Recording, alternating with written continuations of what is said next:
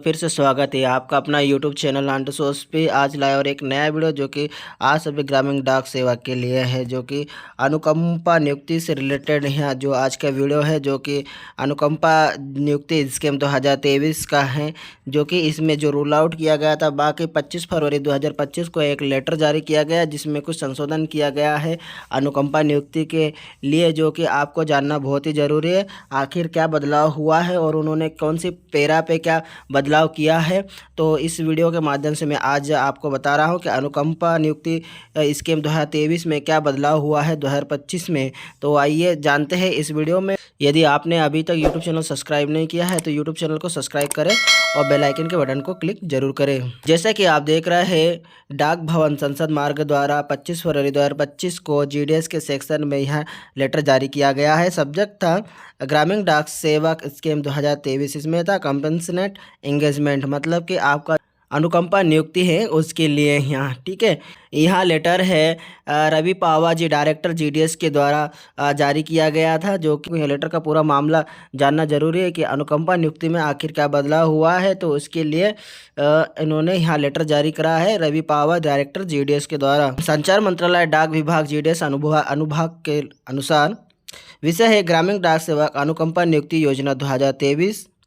इस कार्यालय के दिनांक 2023 के समय संख्या कार्यालय ज्ञापन संख्या 1701/2017 जीडीएस का अनुक्रम में, जिसके द्वारा जीडीएस अनुकंपा नियुक्ति योजना 2023 जारी की गई थी।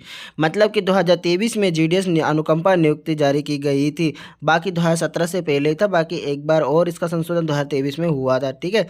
जीडीएस अनुकंपा नियुक्ति योजना 2023 के उद्देश्य खंड के निम्नानुसार संशोधित किया गया है।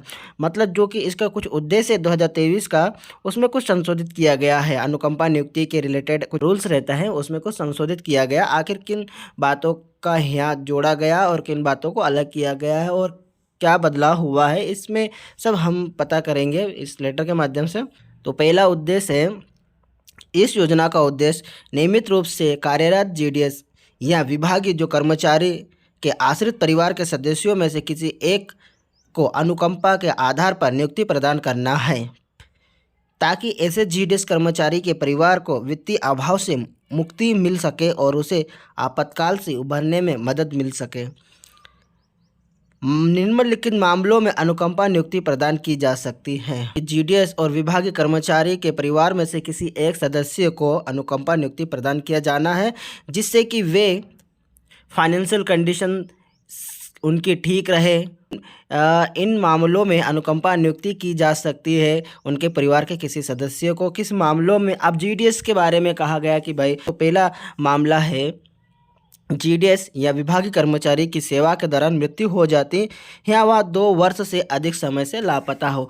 मतलब कि जीडीएस या विभागीय जो कर्मचारी है, यदि उसकी वर्क पीरियड के अंदर ही, मतलब जब वो कार्य कर रहा है या सेवा दे रहा है विभाग में, तो उस समय बीच में ही यदि उसकी डेथ हो जाती है और तब उसके लिए उसके घर परिवार के किसी एक सदस्य को अनुकंपा नियुक्ति दी जाती है। साथ में उन्होंने यहाँ बात भी कही कि यदि 2 वर्ष से व्यक्ति लापता हो, यदि 2 वर्ष से या 2 वर्ष से अधिक हो जाए, कोई व्यक्ति गायब हो जाए, पता नहीं उसकी कुछ भी छानबीन के दौरान में कुछ पता ना चले, तो उसके अनुसार उसके परिवार के किसी सदस्य को अनुकंपा नियुक्ति दी जाएगी। दूसरा पॉइंट है, यदि जीडीएस या विभागीय कर्मचारी को संक्रामक बीमारी या शारीरिक मानसिक दुर्बलता के कारण ग्रामीण डाक सेवा को स्थायी रूप से छोड़ने के लिए मजबूर किया जाता है, जो उन्हें नियुक्ति के लिए स्थायी रूप से अयोग्य बना देता है।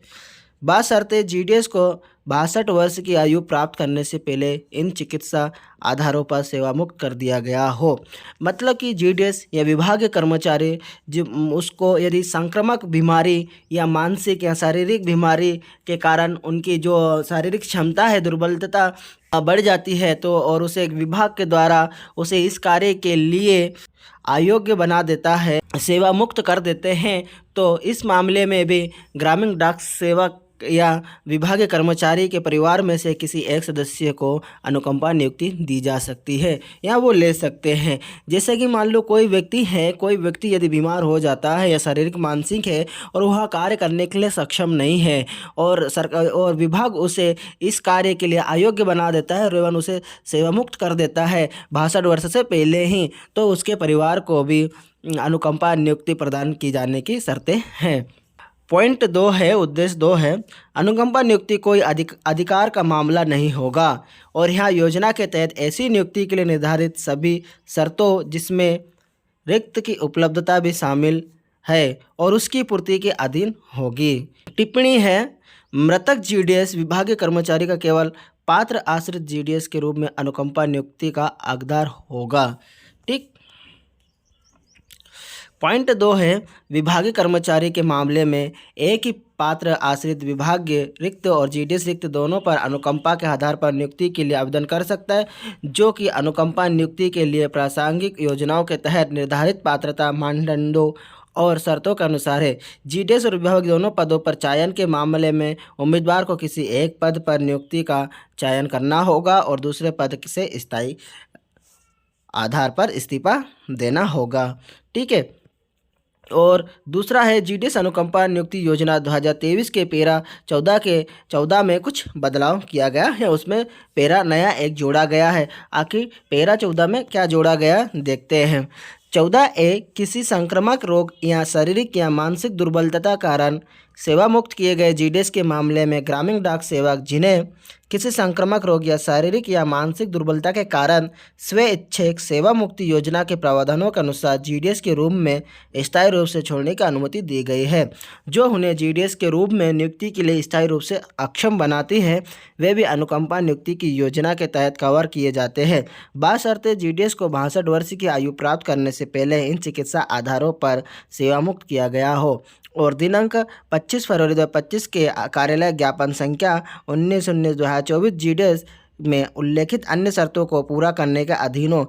चिकित्सा आधार पर ग्रामीण डाक सेवा के लिए स्वैच्छिक सेवा मुक्ति योजना, मतलब कि जो पैरा 14 है 2023 के अनुकंपा योजना के पैरा 14 में एक पैरा जोड़ा गया जिसमें कहा गया कि यदि जीडीएस या विभागीय कर्मचारी शारीरिक, मानसिक या संक्रामक रोग से ग्रस्त हैं और वहाँ स्व इच्छा से सेवा मुक्ति के लिए आवेदन करते हैं तो वहाँ आवेदन स्वीकार किया जाएगा, क्योंकि उसकी कैपेसिटी जो रहती है वहाँ उतना नहीं जो वहाँ काम कर सके, तो इस मामले में वहाँ स्वैच्छिक सेवा मुक्ति ले सकते हैं। और इसके बाद शर्तें एक है कि वहाँ 62 वर्ष की आयु से यदि वहाँ पहले कर लेते हैं सेवा मुक्ति तो उसके परिवार के किसी एक सदस्य को अनुकंपा दी जा सकती है, अनुकंपा योजना के तहत भर्ती की जा सकती है।